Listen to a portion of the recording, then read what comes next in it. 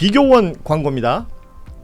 당연한 듯 한번 가입해놓고 계속 사용하시는 인터넷 TV 3년 이상 계속 사용하고 계시다면 비교원에서 갈아타시고 사은품도 챙기시기 바랍니다. 인터넷 TV 신규 가입 시 48만원, 휴대폰 구입 시 최대 50만원, 정수기 렌탈 시 최대 30만원, 최대 128만원의 혜택을 만나실 수가 있습니다. 여기에 인터넷 가입 후에 쓰던 휴대폰, 알뜰폰 그대로 통신사 변경만 하시면 최대 30만원 혜택이 있고요. 본인 가입 후에 추천을 통해서 지인이 가입을 한다면 한 사람당 4만원짜리 모바일 상품권 무제한으로 드리고 있습니다. 개인정보 보안도 철저히 있고요. 한 건의 보안 사고도 없었습니다. 그리고 8억 이상의 보증보험에 가입돼 있는 비교원, 인터넷 TV, 휴대폰 정수기 비교는 비교원에서 포털에서 비교원 검색하셔서 상담 신청하시거나 전화 1670-2571을 통해서도 상담 신청이 가능합니다. 네, 여러분 반갑습니다. 한겨레 데일리 라이브 뉴스 라이브 시작합니다. 어서 오십시오. 고현준입니다. 반갑습니다.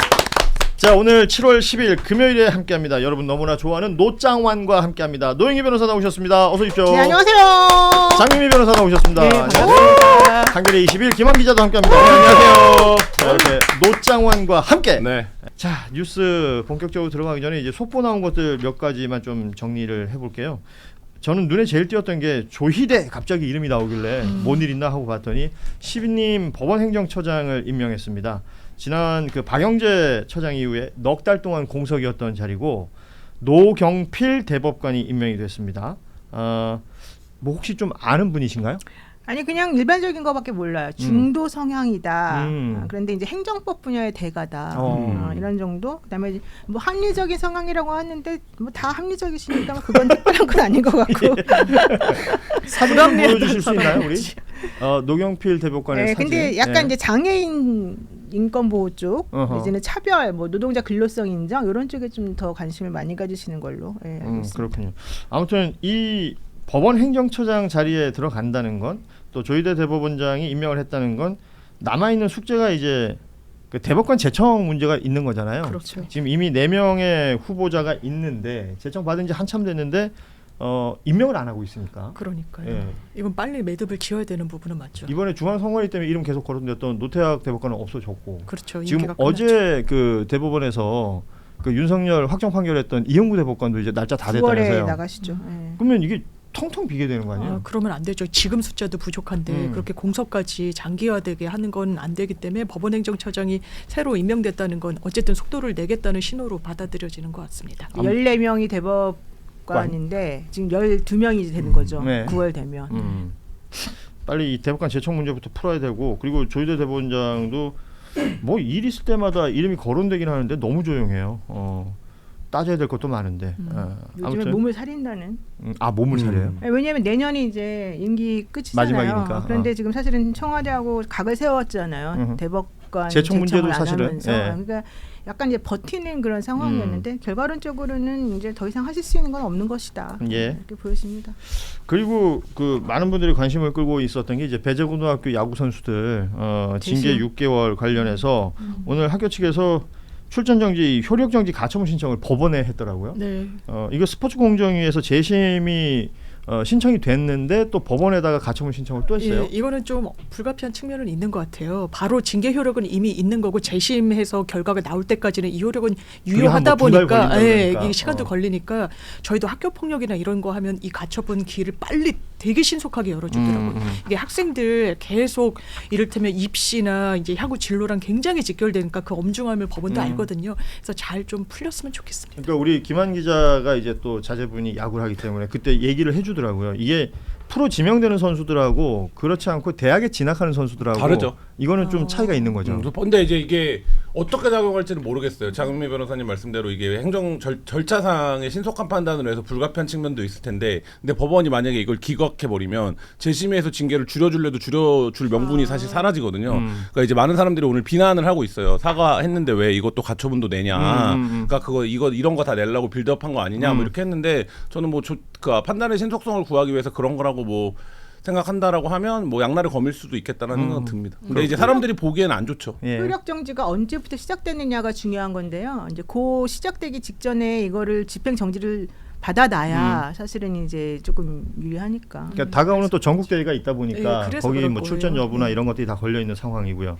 그리고 또 속보 나온 게 대북 송금 제 3자 뇌물 그 김성태 전 쌍방울 회장 공소 기각이 취소됐다. 이 속보가 나왔어요. 그러니까 내가 1심이 확인해 파기된 볼게. 거죠. 그러니까요. 공소 기각으로 받았던 것이 네네. 취소가 됐다는 그러니까 거죠. 1심 재판부는 그 다른 이제 말하자면 재판부에서 이미 이거가 들어가 있었던 내용이라 이제 공소를 기각한다고 했는데 2심 재판부가 아니 그거가 일부 포괄이 된다고 포섭이 된다고 하더라도 연결된다? 다른 사건으로 충분히 외환관리법상에 처벌해야 되는 실익이 있기 때문에 뭐 이렇게 해서 이제 그 공소를 기각한 거죠. 예. 이게 기각되고 나면 이제 다시 들여다보는 거 아니겠어요? 그렇죠. 예. 예. 요런 거는 또 바로잡아지는 부분들이 생겼으면 좋겠다 이런 생각도 듭니다. 자, 이렇게 속보 나온 거 좀 살펴봤고 대통령 지금 해외 순방 관련해서 나토 정상회의 참석 후에 이제 몽골로 이동을 했고요. 한 몽골 15년 만에 대한민국 대통령으로서는 국빈 방문을 한 것이다라고 합니다. 특히나 이제 이게 한몸 관계 이러니까 이게 잘못 들으면 이제 한몸 관계처럼 들려서 그러네요. 그렇긴 한데 어찌 됐건 외교적인 그 관계를 격상한다라는 얘기도 있는 것이고 몽골이라는 나라에 대해서 이제 우리가 가지고 있었던 여러 뭐 이미지들이 있을 텐데 저는 이번에 이 매장량 그 희귀광물 관련해서요. 희토류뿐만 아니라 희귀광물은 진짜 희귀광물인가 봐. 이름을 들어도 모르겠더라고. 몰리부덴. 뭔지 모르겠어요. 저도 태어나서 처음 들었어요. 예, 어찌됐건 반도체나 이렇게 신소재 관련한 산업에 굉장히 또 중요한 역할을 할 수도 있다. 뭐 이런 얘기를 하던데 아무튼 몽골과의 이 외교 관계가 쭉 진행이 되고 있는데 대통령은 이제 순방 중에도 X 글은 계속 올리잖아요. 그렇죠. 오늘 올라온 게 그 이케아 육아휴직 직원들 강등 의혹 관련해서 이게 만약에 사실이면 엄정 조치하겠다 이런 내용을 또 올렸어요. 그러니까 확인을 해야 되니까 고용노동부도 지금 조사를 하고 있다는 거죠. 네, 그렇습니다. 왜 육아휴직을 내고 복직을 했더니 강등 조치를 했다라는 직급 자체를 낮춰버렸다. 예, 그렇기 예. 때문에 이 당연히 써야 되는 휴직을 썼다라는 이유로 불이익을 당한 게 아닌가로 보여지는 부분이 있고 대통령의 문제의식은 그런 것 같아요. 예전에도 송곳이라는 만화와 드라마가 있었잖아요. 그러니까 해외 유수의 어떤 그런 유통업체가 대한민국에서는 자국에서 하지 않았던 그런 행태를 했던 부분이 부각됐던 건데 이런 이중잣대에 대해서는 대한민국 국민들한테 그러면 안 된다는 거.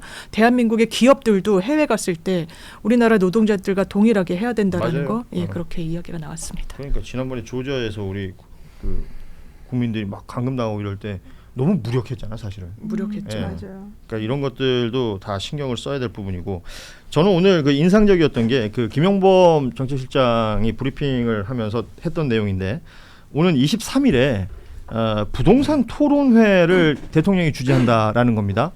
그러면서 했던 얘기가 부동산 정책에 대하여 국민들의 의견을 직접 듣겠다. 그리고 김용범 실장 말 중에 뭐가 있었냐면 답 다 정해놓고 요식으로 하는 그런 토론이 아니다. 진짜 토론을 해서 숙고를 한번 해보겠다. 수기를 해보겠다라는 건데 이 부분에 대해서는 어떻게 생각하십니까? 그러니까 이게 사실은 지난번에 대통령에 대한 지지율이나 국정 그 긍정 평가가 줄어들었을 때 네. 그 원인 중에 하나로 부동산 정책 잘못하고 있다가 그 얘기 많이 나왔죠. 나왔었잖아요. 근데 원래 대통령은 사실은 지방선거 전에도 내가 이 선거를 겨냥해서 뭔가 하지 않겠다라는 그 기조 아래 꾸준히 이제 세금 문제도 얘기하고 여러 가지를 얘기를 했었었는데 실질적으로는 이게 생각보다 매물 잠김 현상이 이제 일어나고 이 시장에서 이걸 받아들이는 속도나 이런 것들이 좀 안 맞으니까 이걸 어떻게 해야 되나 고민을 되게 많이 하고 있었대요. 그랬는데 이제 지지율 관련해서 이거 조금 너무 심한 거 아니냐. 왜 대통령이 이렇게 정책을 펼칠 때 약속했던 거랑 다르냐. 특히 세금 가지고는 안 건드린다고 하더니 이제 왜 또 세금까지 건드리느냐 막 이런 얘기들이 좀 많았었거든요. 이제 그래서 결론적으로는 좋다 그러면은 원점에서 다시 생각해 볼 수 있도록 이런저런 얘기들을 다 들어보겠다. 그리고 우리가 뭐 모든 걸 다 아는 거는 아니니까 진짜 겸허하게 진짜 시장에서의 반응하고 뭐가 문제인지를 한번 얘기해 보겠다. 이제 이런 얘기를 하셨어요. 사실 저도 개인적으로 한 몇 달 전에 예. 이 세금 관련해서 부동산 정책 관련해 가지고 좀 질의를 제가 직접 한 게 있었어요. 근데 진짜 대답을 해주시더라고요. 누구한테요? 정부에 어디다 대통령한테요? 어딘가. 근데 어쨌든 중요한 건 이런 부분에 문제가 있지 대통령이랑 않나요?라고 토론을 물어봤어요. 그건 아니고. 근데 어쨌든 물어봤는데 당장 즉답은 안 왔는데 나중에 답이 왔는데 결국은 답을 준다. 그게 왜 그랬냐 그랬더니 실무진한테 진짜 물어봐가지고 답을 해가지고 주시는 거예요. 취합을 해서. 네, 그래서 그런 여러 가지 문제점 같은 것들을 제대로 들으려고 하시더라고요. 사실 이런 토론회가 저는 기억이 거의 없거든요. 없죠. 예. 그러니까 이재명 대통령이 토론을 굉장히 좋아한다는 건 확실한 것 같고 커뮤니케이션을 잘한다라는 게 지금 이재명 정부 1년에서의 제일 뭐 두드러지는 부각점이에요. 그러니까 예를 들면 뭐 정책을 잘하고 이런 거야 평가들이 엇갈릴 수 있는데 어쨌든 역대 어느 대통령과 비교해도 커뮤니케이션을 하는 능력에 있어서는 굉장히 좀 뛰어나다. 그리고 이제 그거 자체가 굉장히 중요한 요소니까요. 지금 근데 부동산 문제 같은 경우에는 그런 정부 당국이 그런 인식은 있는 것 같아요. 이제 이게 격차가 커졌잖아요. 그래서 예를 들면 강남권의 이슈가 다르고 예를 들면 한강벨트라고 해도 뭐 성동이나 마포의 이슈가 또 다르고 그다음 경기 남부권에 있는 아파트들은 우리 집값도 서울만큼 올랐으면 좋겠고 근데 이제 대다수 서울에서 이제 말하자면 민주당의 약간 배타적인 세대들의 문제는 소유가 아니라 전세나 뭐 이런 문제고 뭐 이런 거기 때문에 지금 이제 요거를 좀 복합적으로 풀어가야 된다라는 건데 뭐 이 방송에서도 여러 차례 얘기했습니다만 6.3 지방선거 이후에 이걸 사실 당했어야 되는 일이거든요. 그러니까 지방선거 결과에서 서울과 경기 일부 지역에서 왜 그런 결과가 나왔는가 해서 누가 보더라도 그건 첫 번째 부동산이잖아요. 그럼 이제 그 부동산을 어떻게 풀어갈 것이냐를 당이 논의를 했어야 되는 건데 당이 이제 그 부분에서는 뭔가 좀 역할이 안 보였고 뭐 전당대회나 상황이 있었지만 대통령이 직접 나서는 상황이 돼서 역시 이제 지켜보는 사람들 입장에서는 주도권은 확실히 대통령이 있구나 이렇게 지금 댓글에 킴11851님이 대통령이 안 하면 아무것도 안 하는 민주당. 그러니까 그런 댓글이 올라왔어요. 그런 이미지가 되는 거죠. 그러니까 당이 뭐 이 부분이라든지 청년이라든지 이거 나섰어야 되는데 청년도 선관위 사태 처음 났을 때 청년 간담회를 김민석 총리가 나선 거잖아요. 그러니까 이제 그런 모습들이 보면 지금 민주당의 뭐 어쨌든 좀 보이지 않는다 이런 게 좀 드러나는 장면이기도 한 것 같아요. 민주당 입장에서는 아프게 들어야 될 대목인 것 같고요. 오늘 갤럽 조사 보면 대통령 지지율이 지금 53%가 나왔어요. 그 긍정이 53%인데 지난 앞 조사보다는 이제 마이너스 1% 포인트가 빠졌긴 했지만 비슷하게 횡보를 하고 있다라고 볼 수 있을 것 같고 정당 지지율은 민주당이 42%, 국민의힘이 24% 각각 나왔습니다. 뭐 여러 그 층위들의 조사들이 있었고 질문이 있었는데 제가 좀 인상적이었던 건 정당 호감도를 물은 부분이 있었습니다. 그러니까 민주당 호감이 44, 비호가 45, 뭐 비슷한 숫자가 나왔는데 국민의힘은 호감 22, 비호감 69. 69요? 예. 조국혁신당은 호감 20, 비호감 66. 진보당이 호감 19, 비호감 62. 개혁신당은 호감 10, 비호감 73. 제일 높네. 예. 근데 이제 5개 정당 모두 비호감이 더 높아요. 아무튼 뭐 격차는 민주당이 제일 적습니다만 이게 아무튼 안 좋아하나 봐. 국민들이. 아니 근데 이거는 숫자상으로는 어쩔 수 없는 거 아니에요? 그러니까 그 당을 지지하지 않는 사람은 모두 그 당을 비호감이라고 생각하니까 지지율이 낮은 정당은 비호감도도 당연히 높을 수밖에 없는 거고 민주당 입장에서는 지지율이 40%대니까 비호감이 사실 뭐 50%대가 나와야 되는데 그거보다는 이제 낮은 거로 보여 그렇게 되는 거 아니에요? 근데 지지해도 지지하지 않아도 호감은 가질 수 있잖아요. 뭐 그런 이건 지지율하고는 또 다른 거니까. 약간 비호감이다 너네는 뭐 이런 인상을 좀 많이들 갖고 계시죠. 국민의힘 비호감이 지금 69라는 거예요. 제1야당이. 예. 이거는 국민의힘이 신경을 쓰고 내 친구들 중에 3명 중에 2명이 싫어하는 게 맞다니까요. 근데 사람들 만나면 네 친구들은 너 끼리끼리 만나고 네 친구들은 다 국민의힘 싫어하는 거지 이렇게 얘기하는데 그 비호감도가 이렇다는 건 3명 만나면 2명은 싫어한다는 거지. 좋아하는 한 명이 있다는 게 놀라운데. 찍는 사람이 있어요. 내가 이 얘기를 하잖아요. 뭐라고 하는 줄 알아요? 네 친구 중에 국민의힘 찍는 애가 있을 리가 없다는 거예요. 그러니까 있다고. 있긴 있다. 친구는 맞아요? 걔가 아니라고 생각할 수 있어요. 혼자만 할 수 있어. 나만의 친구. 그거 알아요? 그럴 수 있지. 앵커는 친구도 없어요. 진짜? 월드컵도 혼자 봐. 맞아. 집에서 와이프랑 보는 게 아니고? 그녀는 일하러 가죠. 어머나. 자, 근데 개혁신당의 호감도는 좀 왜요? 아니 다음에 같이 보자고 얘기하려고. 다음에 같이 봐요. 우리 다 같이 봐요. 죄송해요. 4년 뒤네요. 비교원 광고입니다. 당연한 듯 한번 가입해놓고 계속 사용하시는 인터넷 TV 3년 이상 계속 사용하고 계시다면 비교원에서 갈아타시고 사은품도 챙기시기 바랍니다. 인터넷 TV 신규 가입 시 48만 원, 휴대폰 구입 시 최대 50만 원, 정수기 렌탈 시 최대 30만 원, 최대 128만 원의 혜택을 만나실 수가 있습니다. 여기에 인터넷 가입 후에 쓰던 휴대폰, 알뜰폰 그대로 통신사 변경만 하시면 최대 30만 원 혜택이 있고요. 본인 가입 후에 추천을 통해서 지인이 가입을 한다면 한 사람당 4만 원짜리 모바일 상품권 무제한으로 드리고 있습니다. 개인정보 보안도 철저히 있고요. 한 건의 보안 사고도 없었습니다. 그리고 8억 이상의 보증보험에 가입돼 있는 비교원, 인터넷 TV, 휴대폰 정수기 비교는 비교원에서 포털에서 비교원 검색하셔서 상담 신청하시거나 전화 1670-2571을 통해서도 상담 신청이 가능합니다.